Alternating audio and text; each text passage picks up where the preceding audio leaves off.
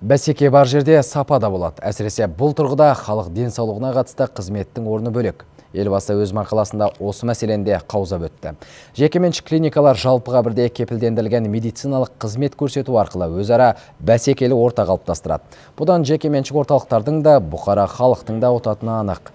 Жеке сектордың үлесін ұлғайту бастамасын мемлекеттік емес медициналық мекемелер бір ауыздан қолдап отыр. Олар тіпті білікті мамандар тобын жасақтап, Қазақстан бойынша бірқатар қалаларда орталықтар ашып қойған. Мекеме басшылығының айтуынша, жеке клиникалар бұл бағытта тиісті тәжірибеде жинақтап үлгерген.